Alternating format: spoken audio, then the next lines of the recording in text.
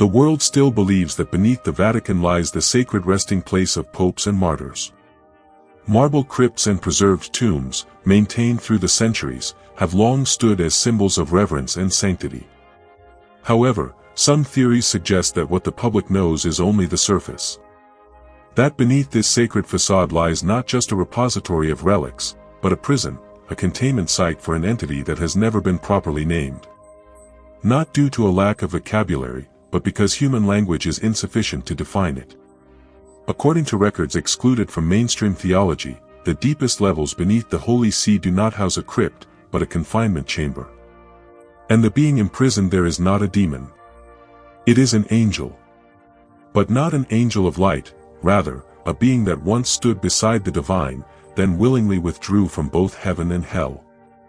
The issue at stake is not merely the existence of such a creature, but the way in which the Church has chosen to respond. Why would an angel, traditionally associated with holiness, be sealed away like a threat? And why would an institution that has declared war on evil remain silent when confronted with a being of divine origin? This contradiction gives weight to the theory. If it were mere legend, it would have been dismissed entirely. But the reality is that for centuries, a number of apocryphal texts, such as the Book of Enoch, the Book of Jubilees, and fragments scattered across forbidden scriptures, mention a group of beings known as the Watchers, angels who chose to reveal forbidden knowledge to humanity and were punished for it. The question is no longer, can an angel fall? But rather, has someone witnessed a truth that official theology was forced to conceal in order to preserve the faith? On this journey, we are not looking for definitive answers. We follow the traces, banned texts, hidden structures, and neglected warnings, to understand not only the being that may be imprisoned, but the fear its presence has instilled. This is no longer a mythological tale. This is a belief system confronting a potential fracture.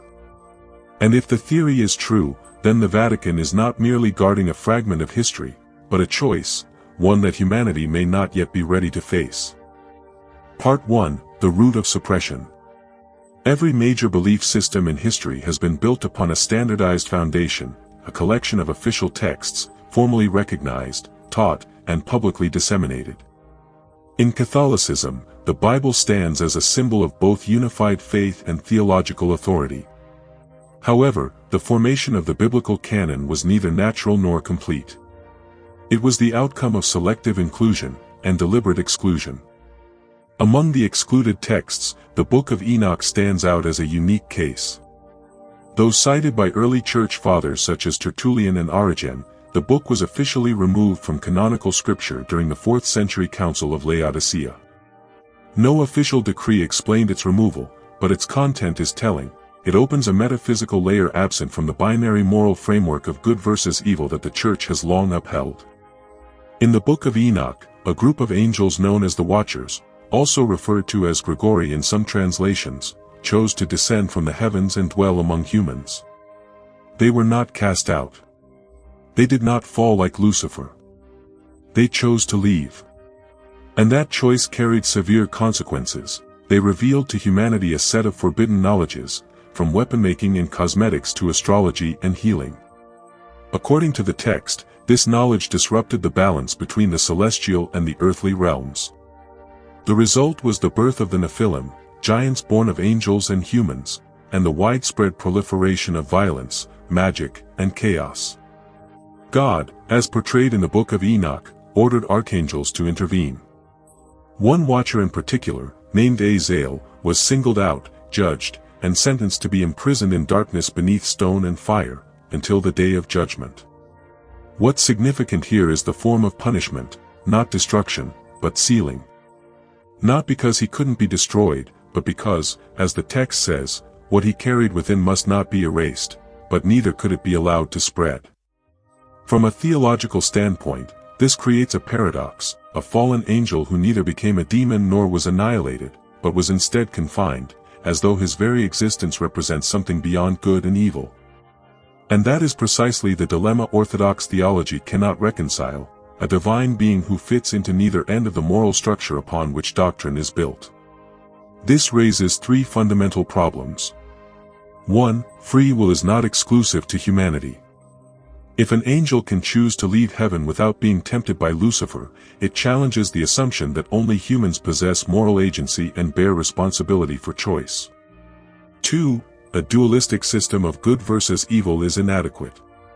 The Watchers belong to neither side, rendering them theological anomalies, unfit to exist, yet impossible to erase. 3. Deliberate concealment suggests a deeper fear of doctrinal legitimacy.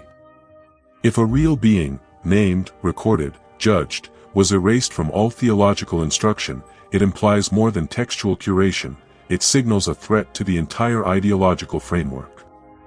For centuries, the Church did not formally condemn the Book of Enoch. Instead, it employed a quieter strategy: it stopped mentioning it. No teachings. No citations. No preservation. And this silence became a different kind of seal, a cognitive one.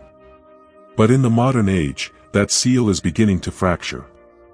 Translations of the Book of Enoch, reconstructed from ancient Ethiopian manuscripts, have been republished in multiple languages.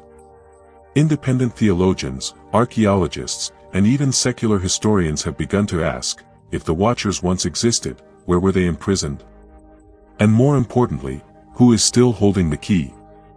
It is no coincidence that some ancient texts whisper, when mankind begins to read what was buried, then what was buried begins to stir. And if that entity, be it exile or another, still exists, then the most logical place for such a prison would not be in some forgotten land, but in a location where religious authority can monitor every trace of activity, at the very center of the world's faith. Part 2, A Prison Outside of History. The Vatican is among the most extensively studied architectural and religious sites in the world. Digital schematics, archaeological records, and data from centuries of research reveal precise knowledge of every column, corridor, and ancient substructure.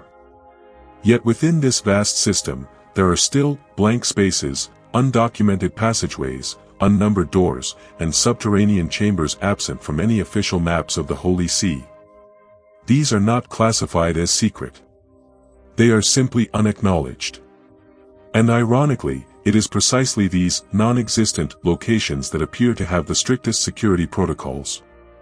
According to medieval manuscripts found in Benedictine and Carthusian libraries, a particular area beneath the Vatican's foundations was once referred to as speculum tenebris, the mirror of darkness. This was not a crypt, nor a vault of relics.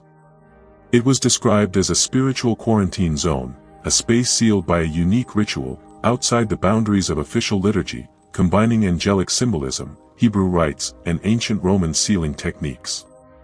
In reality, beneath the modern architecture of the Vatican lie older layers, deeper even than the subterranean chambers of the Sistine Chapel or the necropolis.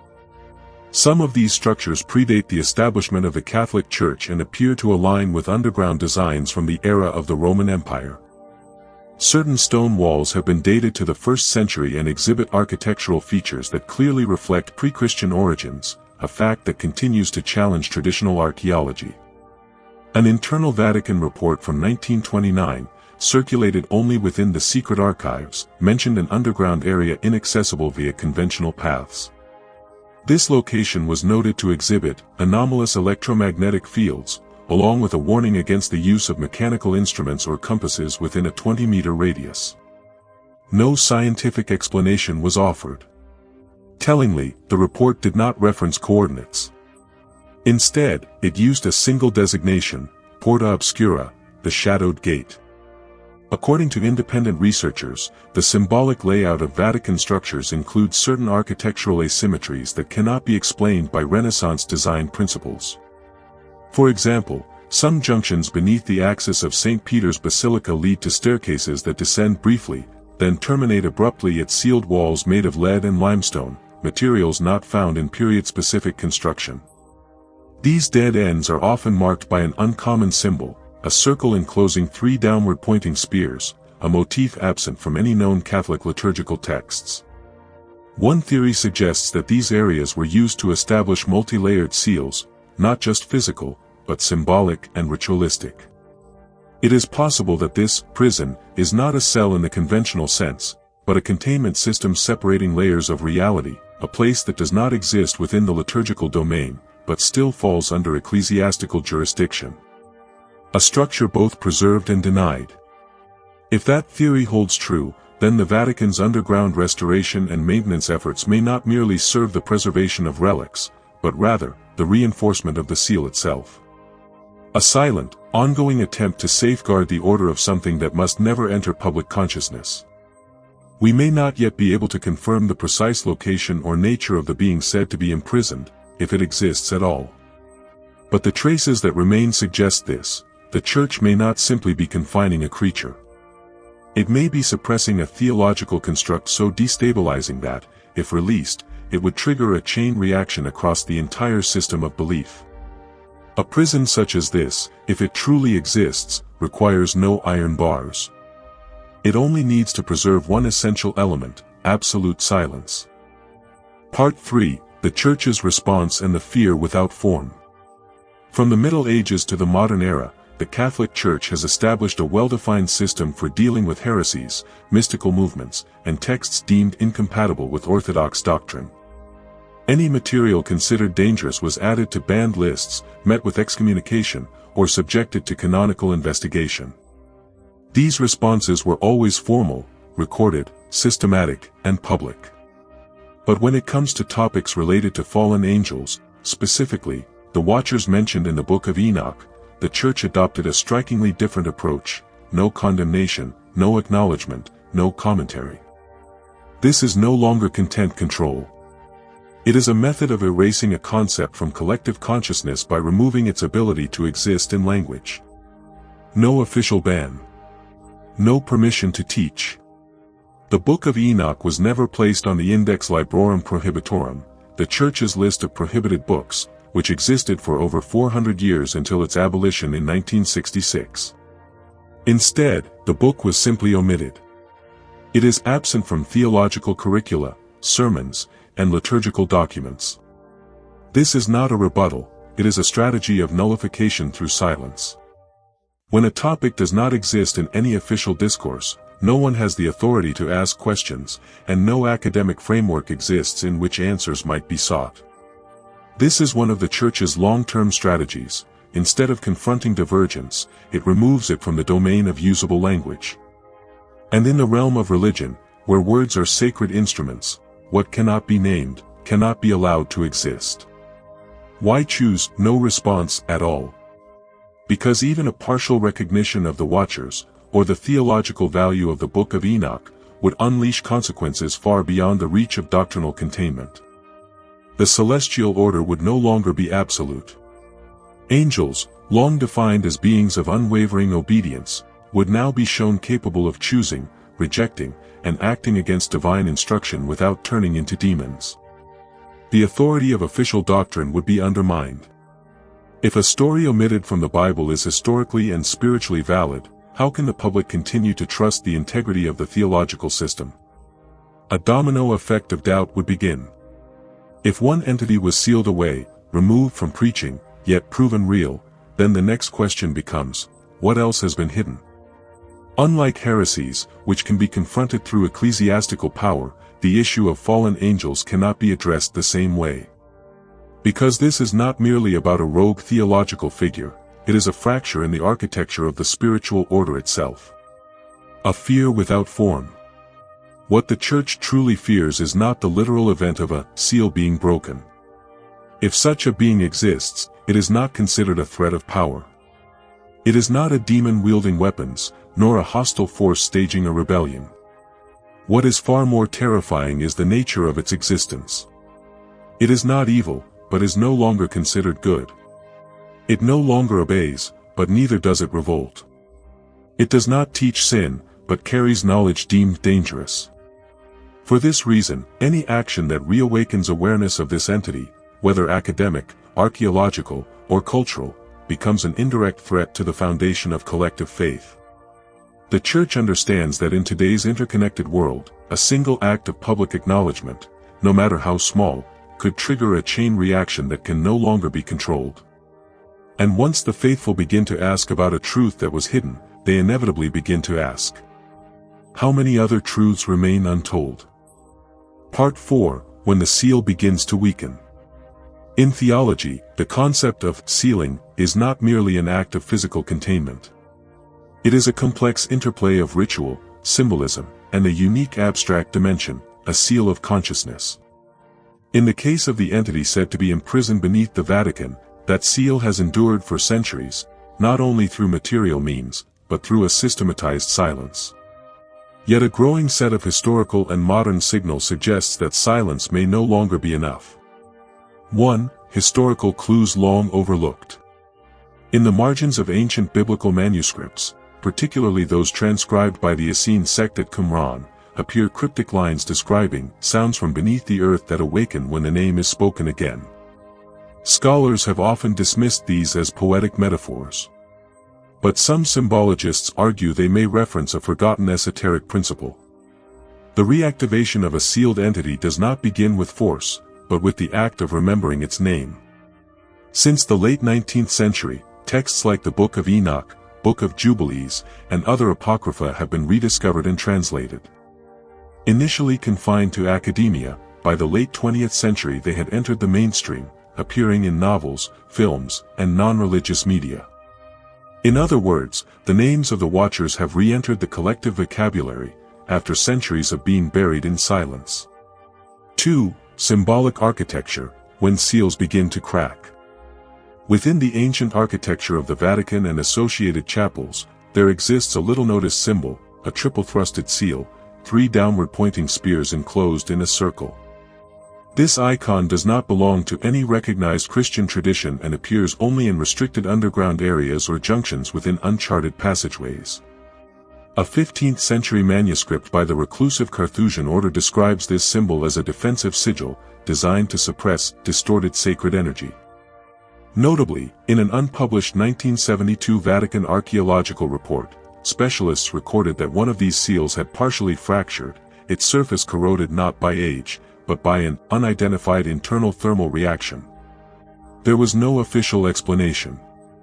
The area was subsequently reinforced with a special alloy and sealed under over 4 centimeters of lead, triple the thickness required by preservation standards. 3. Internal technical reports, unusual vibrations. In 2006, a team of Vatican electrical and structural engineers was assigned to conduct routine checks on low-pressure zones beneath Vatican ground levels.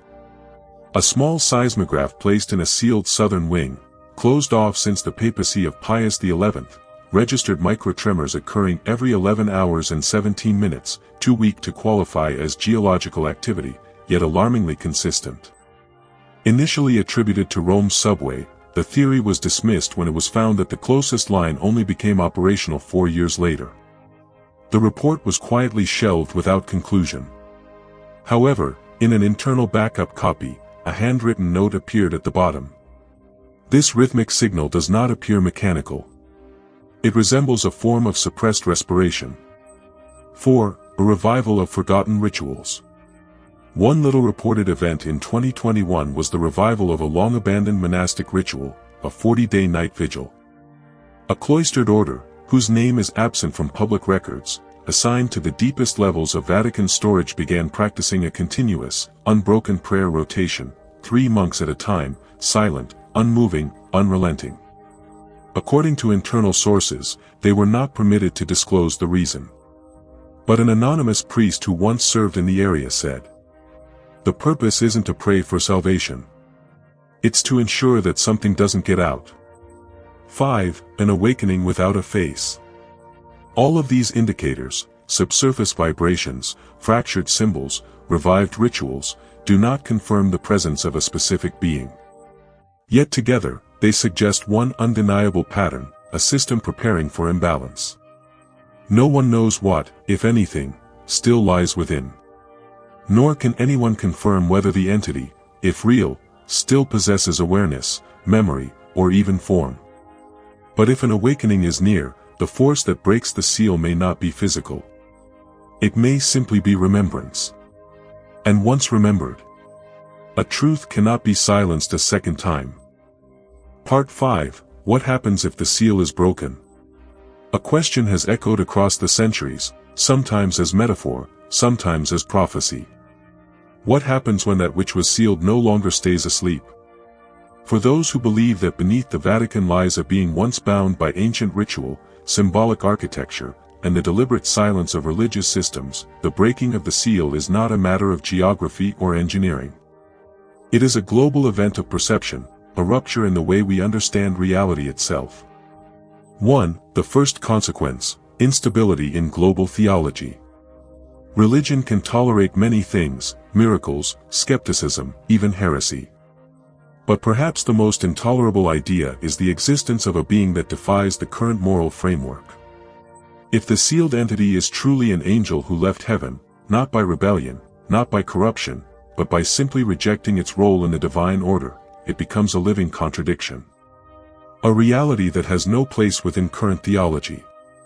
In such a case, the entire foundation of dualistic doctrine, good and evil, heaven and hell, salvation and damnation, would have to be rewritten. And the institutions that have long guided humanity through moral absolutes would be forced to admit a terrifying truth.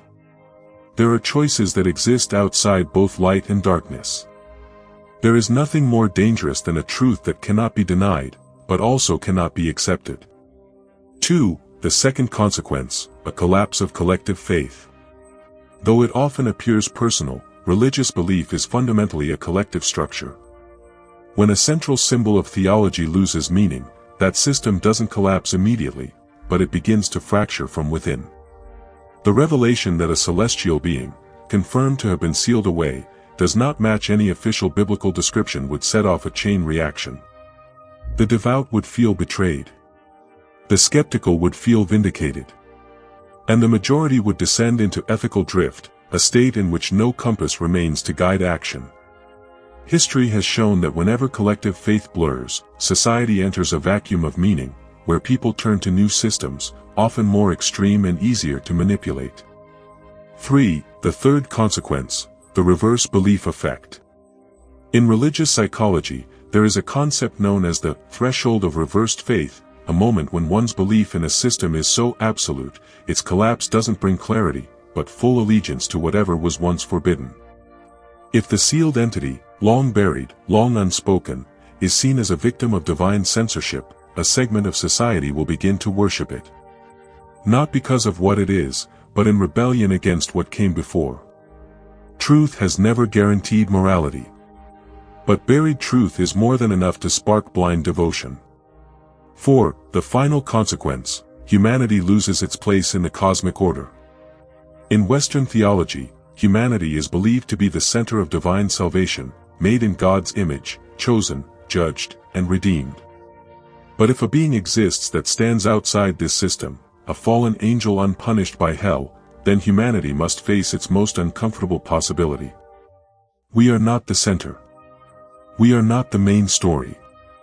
And religion, far from being the ultimate truth, may be just one framework, designed to process a limited layer of reality. A version of truth calibrated only to keep us from falling apart. 5. What truly emerges when the seal breaks? No one knows what lies beyond the seal, if anything at all. A physical being? An entity of energy? Or simply an ancient idea that never died? The greatest danger may not be the emergence of a monstrous form, but the resurgence of a silenced consciousness. A thought once branded heresy. Buried to protect the system, yet still waiting to return. And if that day comes, the being that was locked away won't need to destroy the Vatican. It will only need to speak one truth the world was never ready to hear. I was never the cursed one. I am the bearer of a truth that the world chose to forget.